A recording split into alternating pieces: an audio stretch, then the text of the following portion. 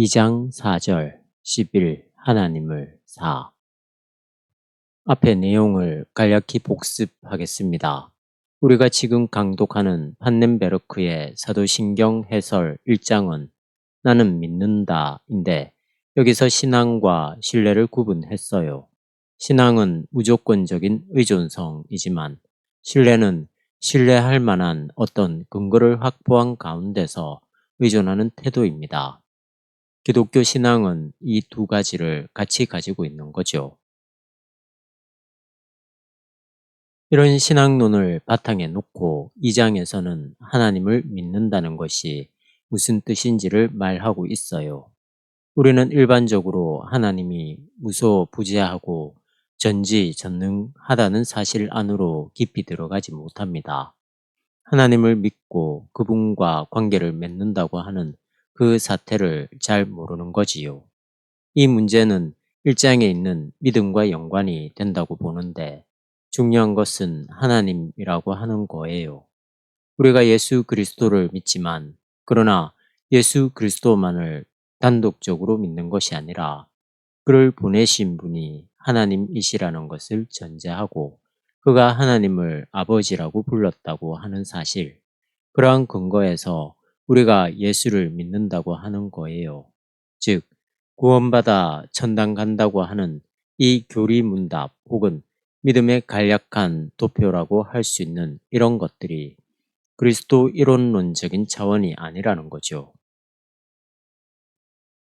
하나님과의 관계가 늘 배경으로 작용한다고 하는 겁니다. 이러한 문제들은 아마 여러분들이 다 알고 있다, 당연히 그렇게 생각한다, 그렇게 받아들일 수 있을 겁니다. 그렇지만 그게 그렇게 간단한 문제가 아니거든요. 기독교 신앙과 신학이 말하는 명제들과 해명들이 어떻게 보면 뻔한 이야기 같은데 그렇지 않고 받아들이기에 따라 그렇게 될 수도 있습니다. 그걸 어떻게 설명을 해야 될까요? 아는 것만큼 보이겠지요. 하나님은 나의 구원자이시다 라고 하는 명제도 그냥 단조롭게 생각하면 그냥 그렇고 그런 이야기로 떨어질 수 있습니다.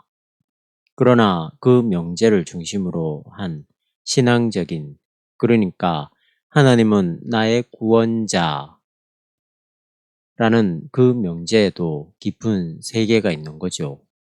하나님을 어떻게 이해하는가, 구원이라고 하는 것을 어떻게 이해하는가 하는 그 명제가 어떤 사람에게는 그저 하나님은 우리에게 복을 주시는 분, 철부지 어린아이가 자기 아버지에게 졸라서 뭐 좀 다내듯이 그러한 표상으로 하나님을 생각할 수 있고요. 훨씬 더 깊은 세계에서 자기에게 오는 고난마저도 하나님의 구원이 임하는 통로라는 차원까지 이룰 수 있는 겁니다. 저는 요즘 대구 샘터교회 수요 공부 모임에서 시편 강독을 병행하고 있습니다. 옛날에 제가 시편을 읽을 때 하고 지금 하고는 천양지차예요. 젊었을 때 신학생 시절 초보 목사로 목회할 때는 제 딴에는 책을 읽고 생각하기는 한다고 했습니다만 시편 이야기들이 그냥 뻔한 이야기로 들어와서 그냥 사람들에게 신앙적인 덕담으로 전해주는 것에 머물렀습니다. 그러나 지금은 늘 들었던 신앙 용어이기는 하지만 시편 기자들의 영성이 참 놀랍다고 하는 사실을 읽을수록 더 절감하게 되거든요. 지금 사도신경 안에서 하나님을 언급하는 것이 뭐냐 하는 근본적인 질문을 여러분들이 놓치지 말아야 되는 거예요. 그것은 곧 앞서 제가 이야기한 대로 우리 신앙이 그리스도 이론론에 머무는 게 아니라 하나님과의 관계에서 진행되는 거라고 하는 뜻이기도 합니다. 이 부분을 조금 더 설명하겠습니다. 오늘 우리가 공부할 내용과 연관되기 때문에 그래요. 왜 우리가 하나님을 굳이 그렇게 강조해야 하느냐 예수만 믿으면 되지 않느냐 하는 주장이 가능합니다. 기독교 신앙을 그리스도 이론론적으로만 바라보는 경향에서 나온 주장이에요. 이것이 보수적인, 약간 편향된 보수주의, 건전한 복음주의라기보다도 편향된 보수주의나 또 하나의 다른 극단인 진보주의, 자유주의 이런 쪽에서도 비슷한 현상으로 나타나요. 무슨 말인지 여러분들이 아마 한국 교회사나 아니면 현대신학사나 조금 알고 계신 분들은 눈치채고 있을 겁니다. 즉, 근본주의적이고 그리스도 이론론적인 그러한 신앙, 믿음이 좋다고 하는 사람들에게 하나님의 창조와 종말과 그 창조의 유지와 그리고 지금 사도신경 해설에서 판넨베르크가 이야기하려고 하는 세계 현실성이 이런 문제들까지 들어가지 못합니다. 판넨베르크가 이야기하려고 하는 세계 현실성, 이런 문제들까지 들어가지 못합니다. 그건 자기들의 관심이 없는 거리가 먼 이야기고 신앙하고 상관없는 이야기입니다. 그저 아무거나 붙들고 믿고 구하고 예수 믿어서 복받아서 잘 산다고 하는 그런 관심 아닙니까? 예수 천국, 불신 지옥, 예수 축복, 불신 저주, 이러한 구도에 고착되어 있는 거죠. 이러한 보수적이고 근본주의적인 신앙과 전혀 다른 편에 놓여 있는 진보적인 신앙에도 이런 현상이 나타납니다. 민중신학, 자유주의 신학, 여성신학, 다원주의 신학 등이 그렇습니다. 이 모든 신학이 같은 색깔은 아니지만 비슷한 경향을 보이는 건 사실입니다. 역사적 예수에 집중하려고 합니다. 사도 바울에 의해서 교리화된 그리스도에 대해서는 별로 관심이 없어요. 역사적 예수에 머물러 있는 겁니다. 역사적 예수라고 하는 것은 민중들의 고난에 함께했고 그들의 해방을 선포하였던 인간 예수, 나사렛 인간 예수, 그 외의 교리적인 부분들은 다 기독교 신앙이 헬라화된 거다. 그 껍질을 벗겨내자. 순수한 갈릴리 호수에서 민중들에게 하나님 나라를 선포했던 역사적 예수에게 집중하자고 하는 거죠. 이 두 개가 서로 다른 것 같지만 비슷한 패러다임의 신앙이라고 할 수 있는 거죠. 하나님의 영역 혹은 성령의 영역은 축소되거나 왜곡되고 예수 이론론적인 신앙으로 떨어진 겁니다. 보수적인 사람들은 예수님을 철저하게 개인 구원적으로 해석하여 받아들이고 있고 또 이쪽 진보주의 쪽에서는 사회 구원 쪽으로만 받아들이는 거죠. 양쪽의 공통점은 예수에게만 머물러 있는 거죠. 하나님은 신앙에서 별로 중요하지 않습니다. 성령을 이야기하긴 하지만 그것도 편향되어 있습니다. 이러한 양쪽 극단의 신앙은 기독교 중심은 아닙니다. 기독교의 중심은 신론적인 토대를 놓치지 않습니다.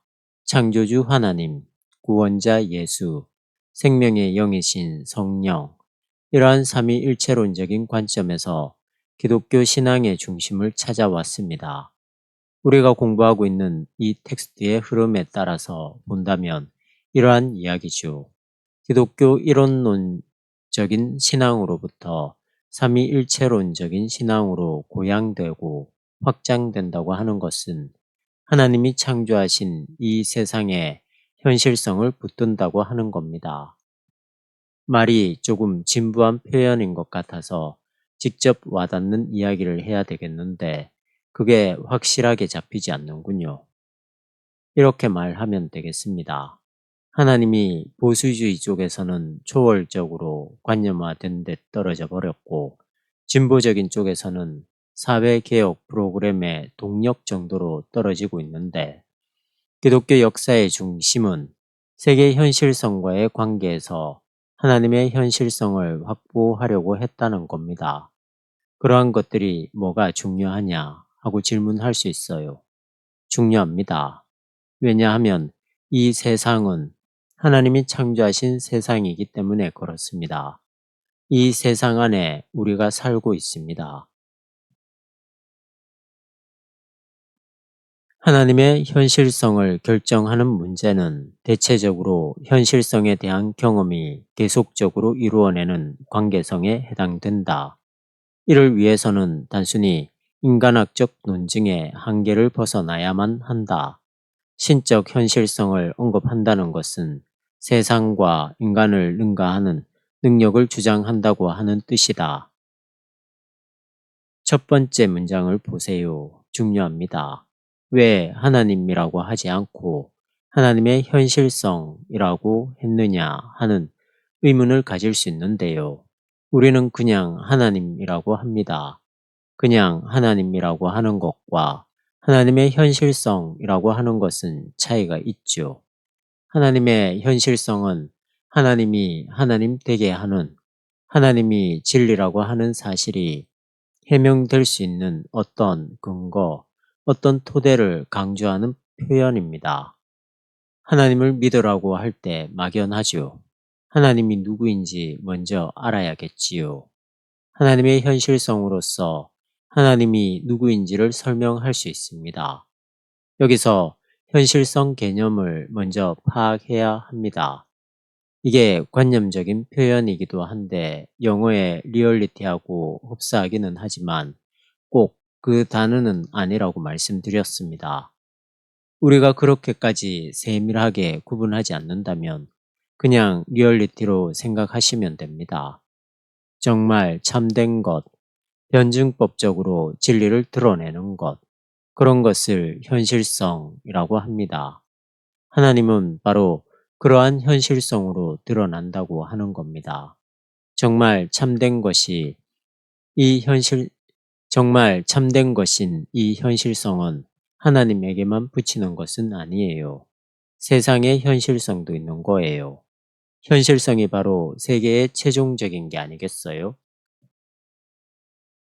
하나님의 현실성, 진실성, 하나님이 참되다고 하는 것, 그분이 영원하다고 하는 것, 하나님의 그 알짬, 하나님의 참된 그것, 그런 것은 현실성에 대한 경험과 깊이 연루됩니다. 우주 물리학의 차원에서 본다면 갈릴레오와 코페르니쿠스 이전에는 천동설이 현실성이 되었어요. 그 이후로는 지동설이 현실성입니다. 이 현실성을 사람들이 경험하는 거예요. 뉴턴 시대까지만 하더라도 기계적 역학이라고 하는 것이 물리학에서 가장 확실한 현실성이었습니다. 그것을 바탕으로 해서 다른 것을 해석할 수 있는 근거들이었죠. 그렇게 물리의 세계를 그 당시의 사람들은 경험했습니다. 헬라 시대로 거슬러 올라가면 헤라클레이토스는 만물의 본질이 불이라고 했으니까 불이 현실이에요. 탈레스는 물이라고 했어요. 데모크리토스는 원소라고 했나요? 그런 것들이 다 그 당시의 현실성입니다. 그게 이제 뉴턴까지는 거의 크게 변하지 않고 왔는데 그 뒤로 양자역학에 와서는 전혀 다른 상태, 물리의 세계가 확고한 것이 아니라 상대적이라고 하는 것이 밝혀지잖아요. 그게 은폐되었던 것이 드러나는 거지요. 양자는 그 전에도 있기는 있었는데 알지 못했기에 그건 현실이 아니었습니다. 지동설은 현실이 아니었어요. 사실은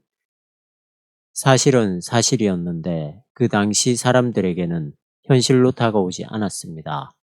그게 참 신기하죠. 그 다음에는 현실이 되는 거예요. 양자역학도 그렇고요.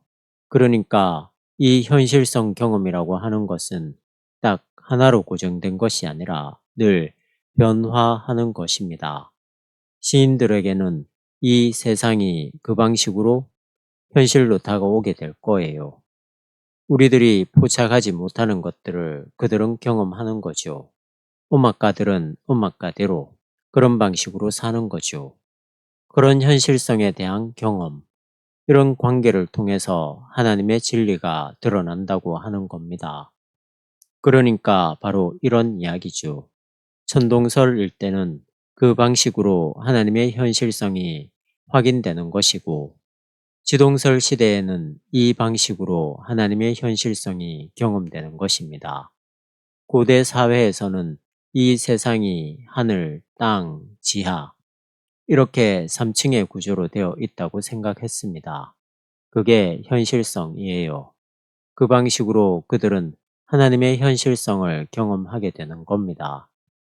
인간은 땅에 있고 지하에는 스올이라는 곳에 악령들이 있는데, 인간이 죽으면 그곳에 가야 하고 거기는 저주받은 세계로 생각했는데, 그들의 현실성이 그렇기 때문에 그렇습니다.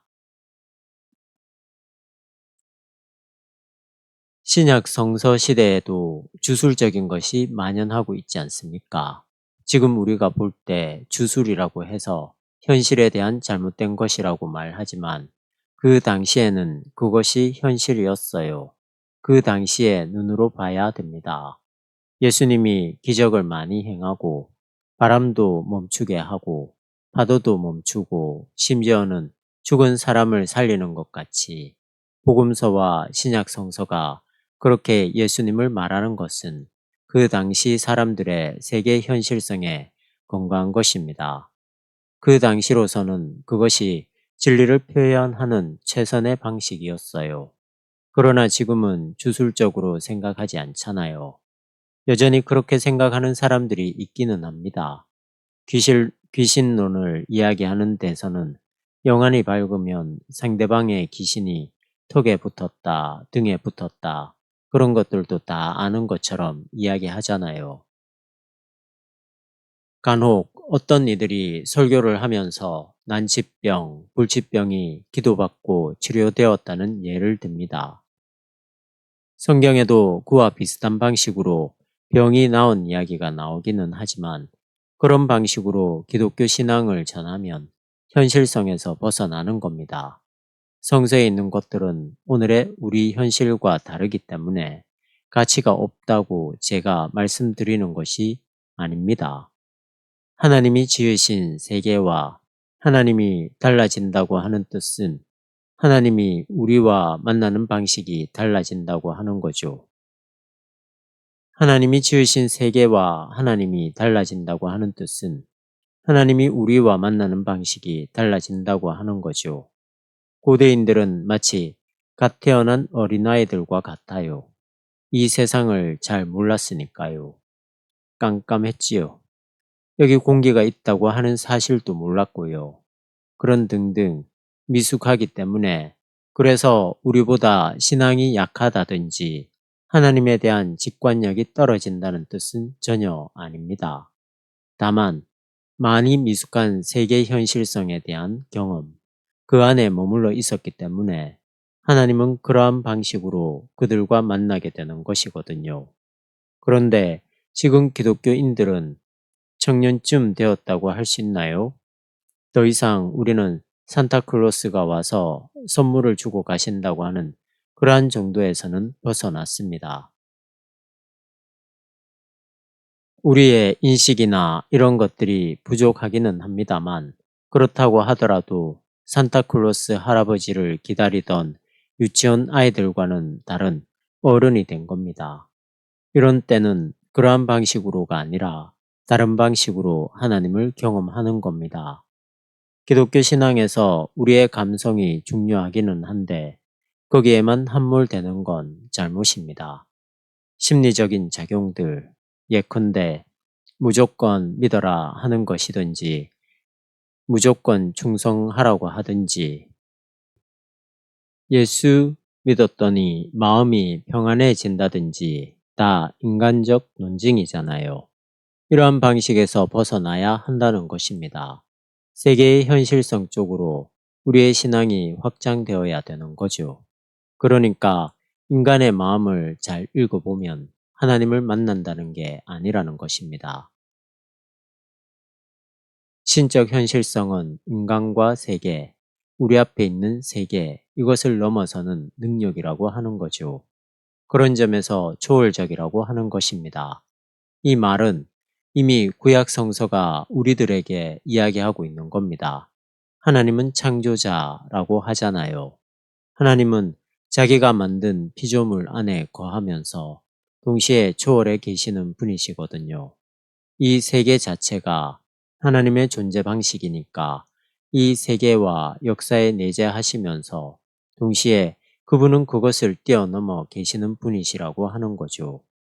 이미 우리가 지적했던 것처럼 하나님에 대한 사유 자체가 근대 사유와의 관계에 근거한 세계 인식에서 더 이상 도출될 수 없다 하더라도 하나님에 대한 사유가 사유로서의 다른 권한을 갖고 있다면 그 진리성은 해명하는 능력 그리고 의미를 열어주는 능력에 달려있는 셈이다. 의미를 열어준다고 하는 것은 단순히 무엇을 가르친다는 게 아니라 훨씬 깊은 의미가 있어요. 의미로 번역될 수 있는 독일어는 두 가지예요. 하나는 베도이퉁인데 단순히 의미라고 하는 겁니다. 다른 하나는 진인데 실체적 의미, 중심성, 정말 옳은 것, 참된 것을 가리킵니다. 하나님의 사유가 진리인지 아닌지에 대한 판단은 그것이 세계를 해명할 수 있는 능력, 그것이 심층적 세계의 의미를 풀어낼 수 있는 능력에 달려 있다는 거죠. 그냥 마음 편해지는 정도로 머문다면 그건 우스운 이야기죠. 아무개 목사는 예수 믿으면 우울증이 뭐 있냐. 그건 다 사치스러워 그런 거다. 예수 믿으면 우울증이고 뭐고 다 해결된다고 외쳐댑니다. 기독교 신앙이 심리치료에 도움이 되긴 할 겁니다. 그렇다고 해서 만병통치약처럼 선전해대는 건 뭘 몰라도 한참 몰라서 하는 겁니다. 이 능력은 다른 권원으로부터 현실성에 대한 인간의 경험 전체로 진행되는 그것을 말한다. 여기서 일종의 신에 대한 사유가 현실성 경험에 직면해서 증명되는지 아닌지 결정적으로 말할 수는 없다. 왜냐하면 세계와 우리 자신에 대한 우리의 경험은 끊임없이 변화하기 때문이다. 여기서 말하는 능력은 성령이죠. 성령이 우리 내면으로부터 시작한 것이 아니라 다른 권원으로부터 와서 현실성에 대해 우리가 경험하고 있는 모든 경험을 휘감고 있어요. 요즘 유전공학에 대해서 많이들 말합니다. 그런 것들에 대해서도 여러분이 배관시할 필요도 없지만 거기에 너무 치우칠 필요도 없지요. 유전공학으로 우리의 생명 현상을 좀 더 알게 되겠지만 그것으로 다 되지는 않습니다. 세월이 지나가면 또 새로운 현실성이 우리들에게 드러나게 될 것입니다. 이러한 우리가 경험하는 모든 현실성들, 생물학도 있고 사회학도 그렇고 고고학, 모든 인간관계를 포함한 이러한 것들에서 우리가 경험하는 하나님에 대한 생각을 완전히 결정할 수 없습니다. 왜냐하면 우리의 현실 경험이 변화하기 때문이죠. 종교적 인식의 변화들, 종교사의 변형들은 이러한 변화와 연관된다. 이러한 연관은 물론 종교적 인식의 변형들이 단순히 세계 경험의 변화에 나타나는 거울상이기나 한 것처럼 일방적으로 의존적인 형태를 갖지는 않는다. 오히려 각각의 종교사에는 역사적으로 경험되고 있는 현실성이 종교의 전승에 알려져 있는 신적 능력을 통해 명확하게 이해된다는 점이 핵심이다. 결국 한 종교에 전승된 신이해가 현실성을 독특하고 새롭게 경험함으로써 그 경험이 신성에 의해 작동된 세계 이해 가운데서 받아들일 수 있는 것으로 증명된다면 이런 과업을 훨씬 효과적으로 만드는 새로운 신경험의 자리가 틀림없이 마련된다. 역사적으로 내려오는 현실성이 종교의 전승에 알려져 있는 신적 능력을 통해서 명확하게 이해된다고 하는 점, 그게 핵심이고요. 그래야만 종교가 살아남을 수 있다는 이야기입니다. 이게 좀 어려운 표현이기는 하지만 그 내용은 분명합니다. 한 종교에 전승된 신이해란 구약과 신약에 나타나는 하나님에 대한 경험들이 있지 않습니까? 그런 것들이 현실성에 대한 뉴턴이 이야기하는 만류 인력이라든지 이런 새로운 현실성들을 새롭게 경험한 게 되잖아요. 혹은 코페르니쿠스의 아까 예로 든 지동설의 새로운 현실성인데 이런 것들을 새롭게 경험해서 이런 것들이 하나님에 의해서 설립되고 있는 세계라는 구도 안에서 받아들여질 수 있다고 한다면 그런 종교가 이 세계 현실을 바르게 해석할 수 있는 토대가 된다는 사실이 증명된다는 거죠. 옳은 이야기입니다. 이런 종류의 투쟁과 결정들은 민중 종교사의 핵심을 이루고 있다. 이것은 기독교의 역사와 성서의 하나님에게도 해당된다.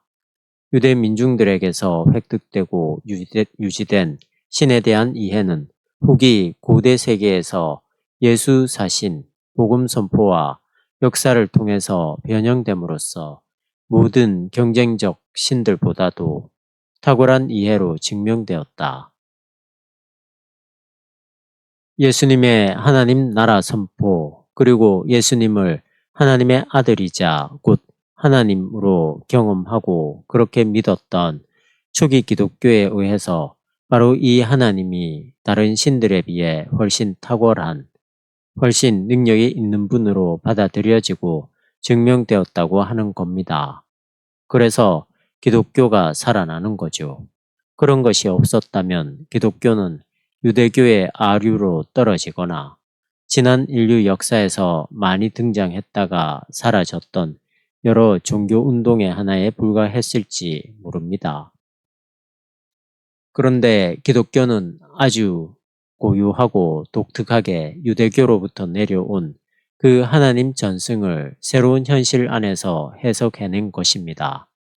유대교의 하나님 전승, 물론 그 뿌리 핵심은 예수 그리스도이신데 그 뒤를 이어서 바울의 역할도 컸고요. 어거스틴을 중심으로 한 교부들, 헬라 철학들과의 연관, 이런 것들이 아주 중요한 역할을 한 겁니다. 어떤 사람들은 기독교가 헬레니즘화된 이 잘못이 바울과 어거스틴에게 있다, 이렇게 비판하고 있는데 이는 한 면만 보는 겁니다. 그 방식이 아니면 기독교는 살아남을 수 없는 거예요. 그 당시 헬라 철학이라고 하는 것은 이 세계를 바르게 이해하고 있었던 거의 절대적인 현실이었거든요.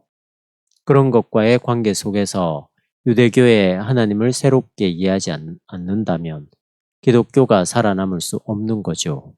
살아남기 위해서라기보다도 뭐라고 살아남기 위해서라기보다도 뭐라고 설명을 해야 할까요? 그렇게 인간적인 머리를 잘 써서 기독교가 살아남았다는 뜻으로 말씀드린 것은 아닙니다. 진리에 속하는 문제이기 때문에 현실성 경험에서 기독교 신앙이 아주 탁월한 길을 걸어왔다는 얘기죠. 2000년 동안 그렇게 해서 지금까지 왔어요. 그런데 언제부터인가 그런 현실성을 상실해버리고 인간의 심리나 감정 안으로 빠져들어가는 겁니다. 지금도 21세기에 전혀 새로운 현실성이 우리들에게 드러나고 있는데 그것에 대해서 기독교의 하나님 전승에 대해서 아무것도 말할 거리를 가지고 있지 못하다면 또는 돈키호테처럼 소모적인 투쟁만 일삼는다면 기독교의 미래는 없는 거죠. 기독교 신앙의 본질을 왜곡시켜도 된다, 변질시켜도 된다는 뜻은 아닙니다. 하나님은 늘 그 당시 현실성 경험을 통해서 자기를 계시하시거든요. 그게 이미 성서에 다 드러나고 있습니다. 이는 그들이 그 당시 현실성 경험을 총체적으로 밝히고 심화시킬 수 있는 능력을 통해서 그렇게 되었다. 현실성에 대한 경험은 수세기 동안 요동이 심했으며 오늘날 급격한 변화를 거쳐왔다. 여기서 종교사적으로 핵심적인 문제는 기독교적으로 각인된 인류의 가장 큰 부분에서 그 결과로 나타난 이 변화들이 기독교적으로 전승된 하나님 이해로부터 현실성에 대한 전체적인 의미를 일치시키는 대로 통합될 수 있는지 아닌지에 대한 것이다. 르네상스 이후로 자연과학이 독자적인 길을 가기 시작했습니다. 인간의 심층 무의식의 세계가 연구되기 시작한 거지요. 이로 인해서 현실성 경험이 요동쳤습니다. 전혀 다른 세계상이 우리들의 눈앞에 다가왔습니다. 여기에 참 중요한 이야기들이 많이 들어 있습니다. 유대교가 기독교의 덕을 본 게 많습니다. 성서는 이 자연을 주술하거나 아니면 우상 숭배나 그 자체를 경배하는 게 아니라 그것을 피조물로 보는 거잖아요. 그것이 조금 부정적인 의미가 있다고 하더라도 일단 창세기에 정복하라, 번성하라는 하나님의 명령도 있고 해서 이 자연을 하나의 대상으로 여기게 된 거예요. 거기서 생태계 파괴라든지 많은 문제들이 요즘 벌어지고 있기는 한데 어쨌든 그것을 근거로 해서 자연과학이 발달할 수밖에 없었습니다. 그 물꼬를 튼 게 성서 종교죠. 그것이 성서의 근거에서 나왔는데 이제는 성서의 권위에 완전히 도전하게 되는, 거부하게 되는 그런 사태에 내몰리게 된 겁니다. 그래서 지금 문제는 성서 종교의 토대에서 시작한 자연과학의 발달로 인해서 벌어진 새로운 현실성 경험들이 바로 그 성서적 하나님 신앙으로 우리가 경험하고 있는 그 현실성 전체가 수렴될 수 있는가, 통합될 수 있는가, 일치될 수 있는가, 없는가, 이게 지금 관건이라고 하는 거죠. 이 현실성은 곧 하나님에 대한 기독교적인 이해의 건강 그것이다. 이러한 질문은 결과적으로 우선 기독교 전승이 언급하고 있는 하나님의 현실성을 결정한다. 기독교가 작동하고 있는 영역에서 영적으로 생생하게 각성되어 있는 개인은 오늘날 그가 기독교의 하나님을 신뢰하고 있는지 아닌지에 대한 자신의 고유한 입장을 분명하게 견지해야만 한다. 여기서 말하는 하나님은 근대적 학문과 그 결과를 통해 변화된 현재의 세계 경험의 직면에서 모든 것을 규정하는 현실성으로서 증명되는 분이다. 하나님의 현실성과 세계 현실성이 일치할 수 있는가? 똑같이 중요하다고 하는 것이 아니라 세계 현실성의 근거들이 하나님의 현실성에 의해서 확보될 수 있는가 하는 거죠. 그냥 이렇게 자꾸만 학문적인 표현만 해서 여러분들의 머릿속에 겉도는 것은 아닌지 모르겠습니다. 조금 더 우리에게 익숙한 말로 하면 이렇게 되는 거죠. 오늘 생물학, 물리학이 새로운 현실성의 핵심들인데 이러한 것들이 하나님이 세상을 창조했다고 하는 성서적 진술에 근거해서 설득력과 타당성을 확보할 수 있느냐 하는 거죠. 그걸 하나님이 무로부터 세계를 창조했다고 하는, 그리고 종말론적으로 그것을 완성한다고 하는, 그래서 모든 실체가 종말에 우리에게 주어진다고 하는 이러한 성서와 기독교 신앙의 그 근거로부터 오늘 새롭게 우리에게 열리고 있는 모든 현실성들의 일치점, 어떤 방향성, 이런 것들이 주어질 수 있는가 하는 문제인 거죠. 아이고 복잡해라. 뭐 그렇게 생각하느냐. 그냥 예수 잘 믿고 구원받고 천당 가고 그렇게 복되게 살면 되지 않느냐라고 생각하실 분들이 있을 겁니다.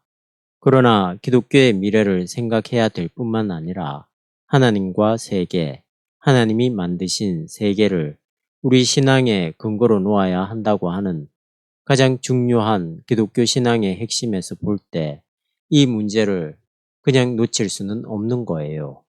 만일 그것을 방관하게 된다면 기독교의 미래라고 하는 것은 그저 개개인의 사적인 삶에만 조금 종교적 의미를 줄 수 있는 그런 축소된 자리로 떨어지고 말 겁니다. 이건 틀림없어요.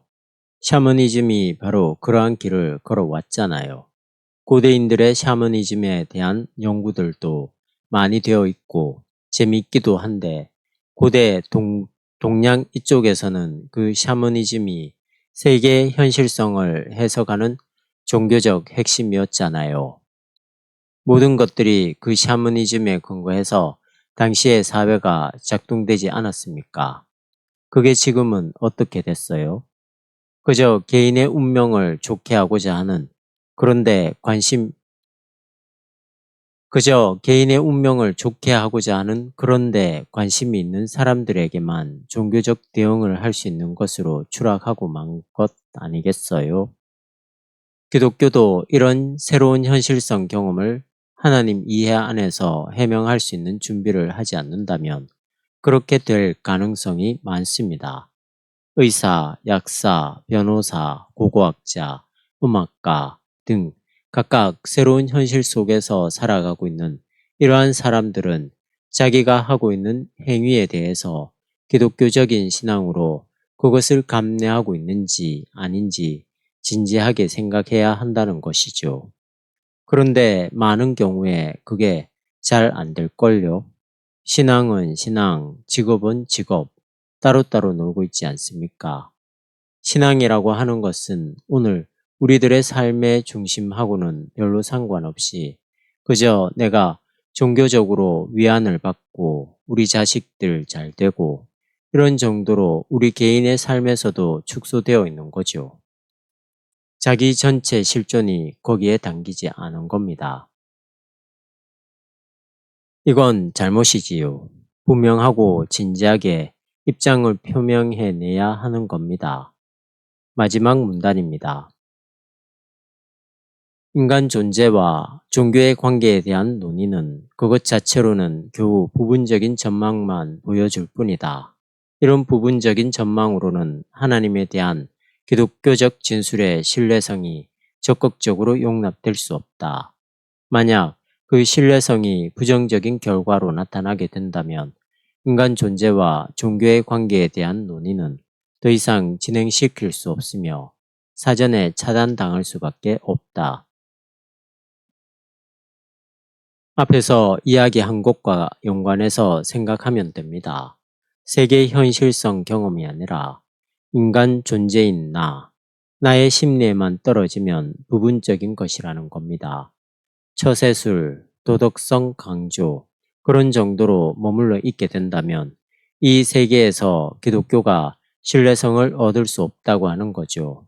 포이어바흐나 그 뒤를 이은 니체, 프로이트, 마르크스가 비슷하게 다 비판한 바이지만 종교가 오히려 인간을 소외시킨다고 말하잖아요.